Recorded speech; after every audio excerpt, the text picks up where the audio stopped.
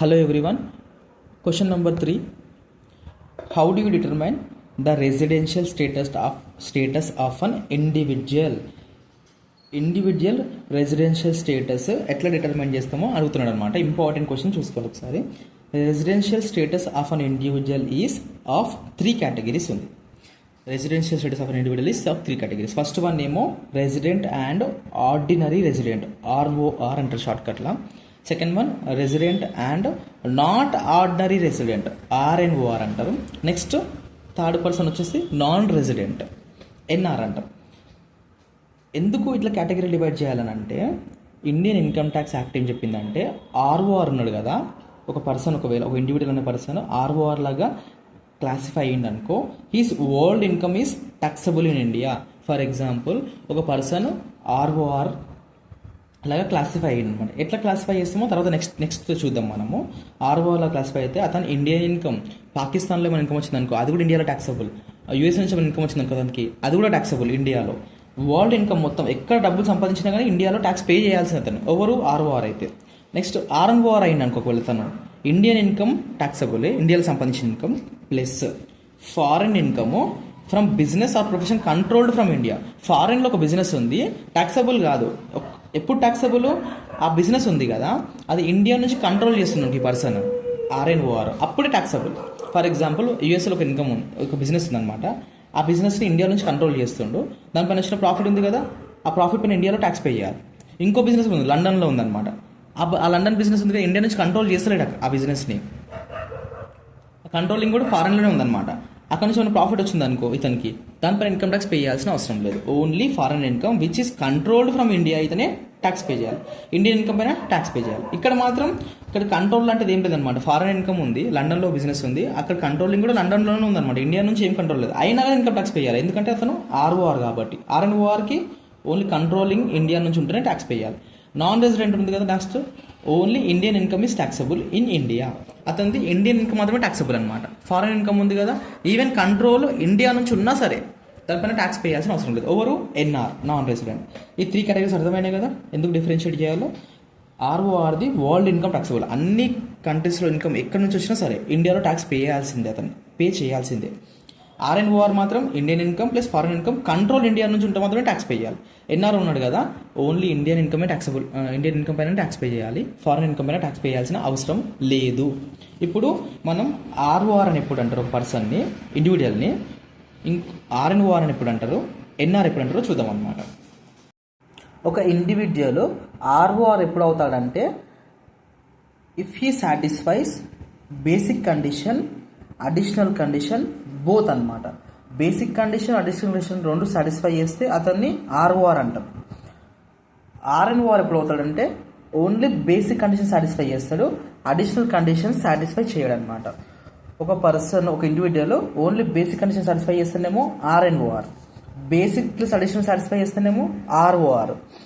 Next last, ఒక individual basic condition satisfy చేయలేదనుకో అతన్ని ఎన్ఆర్ అంటారు అనమాట, నాన్ రెసిడెంట్. ఇతనికి అడిషనల్ కండిషన్ చెక్ చేయాల్సిన అవసరం లేదు, ఇతను బేసిక్ సాటిస్ఫై చేస్తారు కదా అడిషనల్ చెక్ చేయాల్సిన అవసరం లేదనమాట. సో ఒక individual basic plus additional satisfy చేస్తే ఆర్ఓఆర్, ఓన్లీ బేసిక్ సాటిస్ఫై చేస్తేనేమో ఆర్ఎన్ఓఆర్, బేసిక్ కూడా సాటిస్ఫై అయిపోతే ఎన్ఆర్ అనమాట.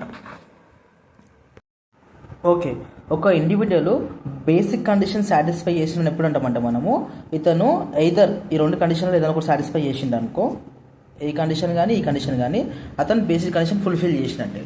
సెకండ్, ఒక ఇండివిజువల్ అడిషనల్ కండిషన్ ఎప్పుడు సాటిస్ఫై చేసిందంటే, ఇతను బోత్ కండిషన్స్ ఇది ప్లస్ ఇది, ఎందుకంటే మిడిల్లో ఆర్ ఉంది కదా, అండ్ ఉంది కదా, సారీ ఇక్కడ ఆర్ ఉంది కదా, సో ఎనీ వన్ సాటిస్ఫై చేసినా బేసిక్ కండిషన్ సాటిస్ఫై చేసినట్టే. ఇక్కడ సాటిస్ఫై అడిషనల్ కండిషన్ చేయాలంటే 2 కండిషన్ సాటిస్ఫై చేయాల్సిందే. సో ఇది ప్లస్ ఇది, ఈ 2 కండిషన్ సాటిస్ఫై చేస్తే అతను అడిషనల్ కండిషన్ కూడా సాటిస్ఫై చేసినట్టు. ఒక ఫస్ట్ బేసిక్ కండిషన్స్ ఉన్నాయి. బేసిక్ కండిషన్ ఏంటంటే, if a person stays in India for 182 days or more in relevant previous year. June 24 exam రాసే అతన్ని ఒక స్టూడెంట్కి రిలవెంట్ ప్రీవియస్ ఇయర్ ఏంటంటే 2022-23 అన్నమాట. సో ఒక పర్సన్ 2022-23లో 182 డేస్ కంటే ఎక్కువ కానీ 182 డేస్ కానీ ఇండియాలో ఉన్నాడు అనుకో, అతను బేసిక్ కండిషన్ సాటిస్ఫై చేస్తున్నాడు అనమాట. One basic condition or so ఇది సాటిస్ఫై చేయకపోతే ఇన్ కేస్ సెకండ్ కండిషన్ ఇచ్చిందన్నమాట. Basic condition stays in India for 60 days or more in relevant previous year. అంటే ఏంది ఇదే 22-23 and 365 days in 4 preceding previous year. Preceding previous year అంటే ఏంటంటే జూన్లో exam రాసే వాళ్ళకి, June 24 ఎగ్జామ్ రాసే వాళ్ళకి 22-23 కౌంట్ చేయవద్దు అనమాట, దానికన్నా ముందు ఇయర్స్. సో 21, 22, 2021, 19-20, 18-19 ఇవి 4 అనమాట. ప్రిసీడింగ్ ప్రీవియస్ ఇయర్స్ అంటే ప్రీవియస్ ఇయర్ కంటే ముందు ఇయర్స్ అనమాట. రిలెవెంట్ ప్రీవియస్ ఇయర్ అంటే నీ ప్రీవియస్ ఇయర్ అనమాట. సో ఇక్కడ ఏం చెప్తుంది సెకండ్ బేసిక్ కండిషన్లో stays in India for 60 days in relevant previous year అంటే ఈ ఇయర్లో అండ్ 60 days ఉండాలి ప్రీవియస్ ఇయర్లో and 365 days in 4 preceding previous year. Previous year కాకుండా దాని ముందు ప్రీవియస్ ఇయర్స్ ఉన్నాయి కదా 4 years, దాంట్లో అట్లీస్ట్ 365 days ఇండియాలో ఉండాలన్నమాట. అప్పుడు అతను బేసిక్ కండిషన్ సాటిస్ఫై చేసినట్టు అనమాట. ఇక్కడ మిడిల్లో 6 ఉందన్నమాట. ఒక పర్సన్ ఈ కండిషన్ సాటిస్ఫై చేసినా లేదా ఈ కండిషన్ సాటిస్ఫై ఏదైనా ఒకటి సాటిస్ఫై చేస్తే అతను బేసిక్ కండిషన్ సాటిస్ఫై చేసినట్టే. So if an individual satisfied any అంటే ఇది పైన ఉన్న రెండింటిలో ఏదైనా ఒకటి any of the basic condition mentioned above he is called resident. అతన్ని రెసిడెంట్ అని పిలుస్తారనమాట. ఎప్పుడు 182 days or more previous year relevant previous year ఉంది కదా లాస్ట్ 22-23 ఇండియాలో ఉన్నాడు అనుకో, అతను బేసిక్ కండిషన్ సాటిస్ఫై చేసినట్టే. లేదా ఇది కాకపోతే 60 days లాస్ట్ ప్రీవియస్ ఇయర్లో అది 2023 అండ్ 102 days అవసరం లేదు, 182 days అవసరం లేదు, 60 days ఉన్నా ఓకే. కాకపోతే అండ్ ఉంది ఇక్కడ 60 days ఉండాలి ప్లస్ 365 days ఉండాలి. ఇప్పుడు లాస్ట్ 4 yearsలో ఈ రెండులో ఏది సాటిస్ఫై చేసినా కానీ అతను ఏమని పిలుస్తాం మనం రెసిడెంట్ అంటాం అనమాట. కానీ సార్ మనకు రెసిడెంట్ అవసరం లేదు కదా, మనకి ఏం కావాలి రెసిడెంట్ అండ్ ఆర్డినరీ రెసిడెంట్ కావాలి కదా. అంటే ఓకే ఇది ఫస్ట్ అయిపోయింది కదా, రెసిడెంట్ అని ఎప్పుడు అంటాం మనం 182 days ఇండియాలో ఉన్నా కానీ ప్రీవియస్ ఇయర్లో, లేదా ఇది కాకుండా ఆర్ అయినా సరే, అంటే ఆర్ అంటే ఇది కాకపోయినా పర్లేదు, రెండు ఉండాల్సిన అవసరం లేదు. 60 days ప్రీవియస్ ఇయర్లో ఉండి 365 days లాస్ట్ 4 years ఉన్నా ఓకే అనమాట, అతను రెసిడెంట్ అంటాం అనమాట. ఆర్డినరీ రెసిడెంట్ ఎప్పుడు అంటాం మళ్ళీ అది చూద్దాం. ఇప్పుడు కింద అడిషనల్ కండిషన్స్ ఇచ్చినటువంటి అడిషనల్ కండిషన్స్ ఇదే పర్సన్ ప్రీవియస్ ఇయర్లో ఇవి రెండు ఎన్ని బేసిక్ కండిషన్ ఫుల్ఫిల్ చేసి ఏదైనా ఒక బేసిక్ కండిషన్ ఫుల్ఫిల్ చేయాలన్నమాట. అప్పుడు అడిషనల్ కండిషన్ మనం చెక్ చేయాలన్నమాట. బేసిక్ కండిషన్ ఫుల్ఫిల్ చేయకపోతే అతను ఎన్ఆర్ అయిపోతాడు. రెండు బేసిక్ కండిషన్ ఫుల్ఫిల్ చేయకపోతే he is called as non resident అనమాట. అడిషనల్ కండిషన్ చూడాల్సిన అవసరమే లేదు అసలు.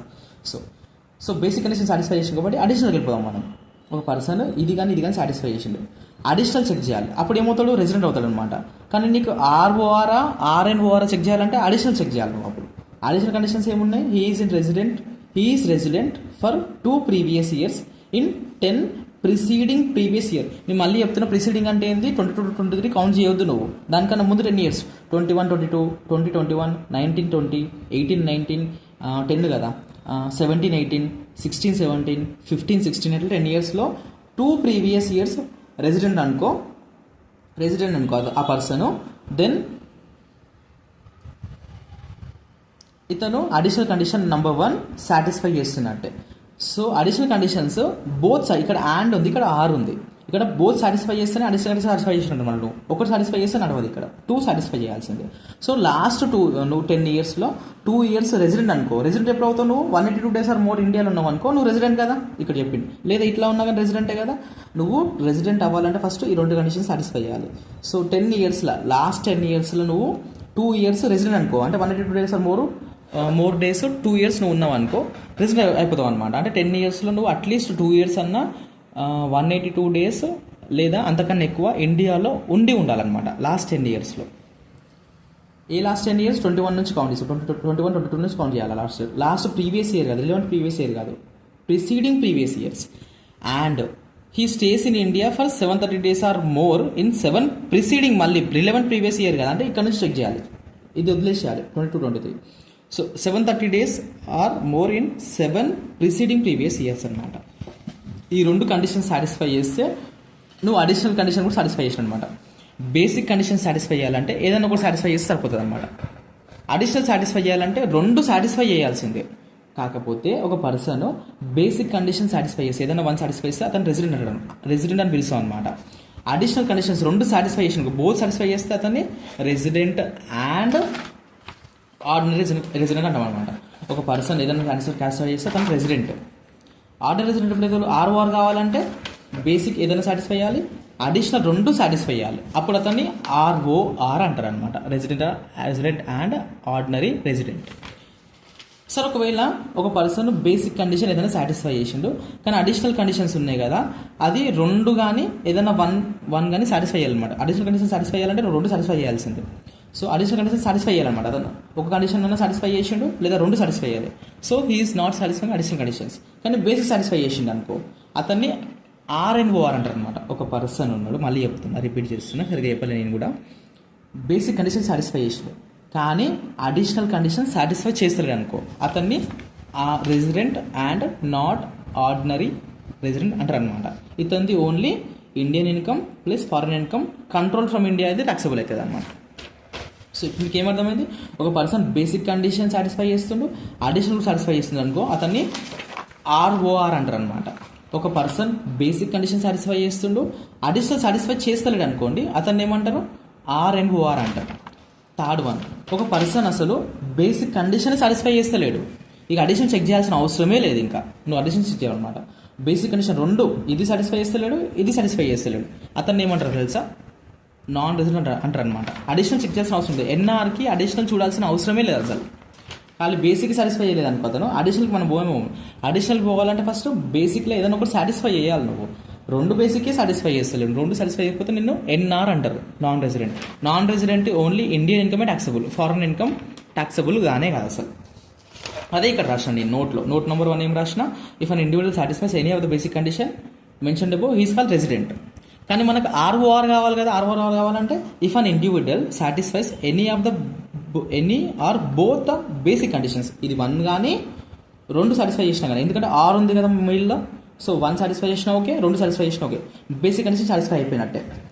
Additional and both the additional conditions, ఇక్కడ అండ్ ఉందిగా మిడిల్లో, సో బోత్ సాటిస్ఫై అయ్యాలి, both the additional conditions, then he is called as resident and ordinary resident, ROR అంటారు అతన్ని. ఓకే, క్లియర్ అయ్యేది. బేసిక్ రెసిడెంట్ అనమాట. ROR కావాలంటే బోత్ అడిషనల్ కండిషన్స్ సాటిస్ఫై కావాలి. ఏదైనా ఒకటి సాటిస్ఫై అయితే బేసిక్ కండిషన్ సాటిస్ఫై అయినట్టు. అడిషనల్ సాటిస్ఫై కావాలంటే 2 కండిషన్స్ సాటిస్ఫై కావాలి. If an individual satisfies any or both basic conditions and ఏదైనా ఒకటి సాటిస్ఫై చేసినా 2 satisfy okay, and both additional conditions, then he is called as ROR.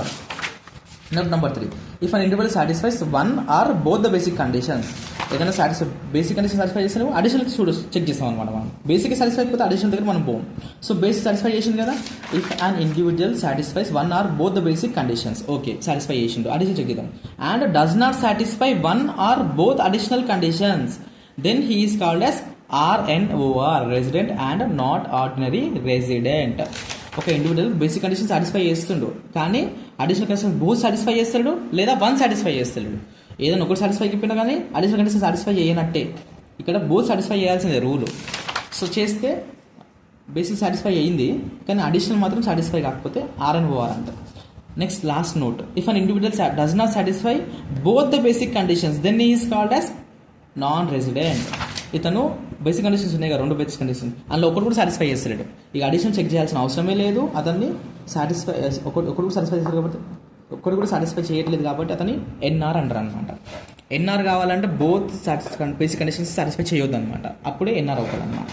ఇక last లైన్లో ఏం ప్రశ్న, in this case there is no need to check for additional conditions, NRకి additional condition check చేయాల్సిన అవసరమే లేదనమాట. సో కొన్ని వర్డ్స్ కీవర్డ్స్ హైలైట్ చేద్దాం మనం. సో ఇక్కడ నాన్ రెసిడెంట్ అవ్వాలంటే ఏం చేయాలి, బోత్ బేసిక్ కండిషన్స్ సాటిస్ఫై కావద్దన్నమాట. ఇక్కడ no need to check, additional condition check చేయాల్సిన అవసరం లేదు. కానీ RNORకి బేసిక్ కండిషన్స్ ఉన్నాయి కదా, అవి సాటిస్ఫై చేస్తుండు, 1 or both ఏదైనా సాటిస్ఫై చేసినప్పుడు, కాకపోతే does not satisfy any or both additional condition satisfy చేయకపోతే అతను RNOR అవుతుంది. ROR కావాలంటే ఇతను బేసిక్ కండిషన్ సాటిస్ఫై చేయాలి, బోత్ అడిషనల్ కూడా సాటిస్ఫై చేయాలి, అప్పుడు అతను ROR అవుతాడు. ఓన్లీ బేసిక్ కండిషన్ సాటిస్ఫై చేస్తే రెసిడెంట్ అంటారు అనమాట. కానీ మనకి ఇది ఇంత ఇంపార్టెంట్ కాదు, ఎందుకంటే మనకి 3A ROR, RNOR, NR. ఎందుకంటే ROR అయితేనేమో అతను వరల్డ్ ఇన్కమ్ ట్యాక్సబుల్, ఎక్కడ సంపాదించిన ఇండియాలో ట్యాక్స్ పే చేయాలి. RNOR అయితేనేమో Indian plus foreign controlled in India taxable. NR అయితేనేమో మంచి ఇండియన్ ఇన్కమ్ పైన ట్యాక్స్ పే చేయాలి, వేరే ఇన్కమ్ పైన ట్యాక్స్ పే చేయాల్సిన అవసరం లేదు. అందుకే మనం రెసిడెన్షియల్ స్టేటస్ ఉంది కదా, ఖచ్చితంగా ఎవ్రీ ఇండివిజువల్కి డిసైడ్ చేయాలన్నమాట. స్టేటస్ ఎందుకు కనుక్కోవాలి మనం. ఆర్ఓఆర్ అయితేనేమో, ఇప్పుడు నేను ఆర్ఓఆర్ అనుకో, నేను ఎక్కడ డబ్బు సంపాదించినా పే చేయాలన్నమాట. ప్రతి ఇంటర్వ్యూకి చెక్ చేయాల్సిందే, అది ఎవరు మనమే చెక్ చేసుకుని చెప్పాలన్నమాట. మనమే ఇట్స్ ఇన్కమ్ ట్యాక్స్ అనేది సెల్ఫ్ అసెస్మెంట్ కదా, మనమే చెక్ చేసుకుని చెప్పాలి. ఈ ఆన్సర్ ఉంది కదా, నేను జస్ట్ చార్ట్స్ లాగా రాసిన, నీ బుక్స్లో ఇంకా బెటర్గా ఉంటుంది ఆన్సర్, చాలా చాలా డీప్గా ఉంటుంది అనమాట. సో ఈ పాయింట్సే ఉంటాయి అందులో, ఇంకెక్కువ పాయింట్స్ ఏముంటాయి. సో ఒక పేరాగ్రాఫ్ లాగా రాసి ఒక 2.5 pages ఇట్లా చార్ట్స్ లాగా ఏం రాయకుండా ఎగ్జామ్లో ఒక పేరాగ్రాఫ్ లాగా ఇదే మ్యాటర్ ఉంటుంది అందులో. 60 days నీకు ఇదే కనిపిస్తుంది, 730 days, 2 previous years, 182 days ఇవే కనిపిస్తాయి నీకు అన్ని ఆన్సర్లో కూడా, సిఆర్లో కానీ నీ టెక్స్ట్ బుక్లో కానీ. సో ఆన్సర్ ఫాలో అయ్యి ఇదే ఉంటుంది మొత్తం. Basic condition satisfy, additional condition not satisfied, ఇదే మ్యాటర్ ఉంటుంది అనమాట. కీవర్డ్స్ గుర్తుపెట్టుకో, కానీ ఆన్సర్ మాత్రం అట్లా పేరాగ్రాఫ్ లాగానే రాయనమాట ఎగ్జామ్లో. ఆర్ఓఆర్ అని హెడ్డింగ్ పెట్టేసి ఈ మ్యాటర్స్ అన్నీ రాయి, ఈ కండిషన్స్ రాయి. ఆర్ఎన్ఓఆర్ హెడ్డింగ్ పెట్టేసి మళ్ళీ ఈ మ్యాటర్స్ అన్ని రాయి, ఈ కండిషన్స్ రాయి. నెక్స్ట్ ఇది రాసి ఈ కండిషన్స్ అని రాయి. బుక్లో ఉంటుంది మీకు సేమ్ మ్యాటర్ని ఉల్టా సీదా చేసి రిపీటెడ్గా పెద్దగా ఆన్సర్ వచ్చేలాగా ఉందన్నమాట బుక్లో. అదే ఆన్సర్ నువ్వు ఎగ్జామ్లో రాయాలి. ఒకవేళ నాకు బాధపులు అవసరంటే ఇదే ఆన్సర్ రేపర్లేదు, ఏదైనా అదే మీనింగ్ కదా, ఇదే మీనింగ్ వస్తుంది కదా, ఇదే ఆన్సర్ వస్తుంది. ఇది నా ఓన్గా నేను ప్రిపేర్ చేసాను మీకు ఈజీగా అర్థం కావడానికి. సో ఈ 3 questions కంపల్సరీ నేర్చుకొని పక్కా ఒకటి వస్తుంది 12 marksకి. 12 marks నీకు వచ్చినాయి అనుకో, ఈజీగా ఇంకో 20 marks నువ్వు ఈజీగా సంపాదించచ్చు అనమాట. So all the best everyone. 3 questions అస్సలు స్కిప్ చేయొద్దు, కంపల్సరీ ప్రిపేర్ అవ్వండి. Thank you everyone.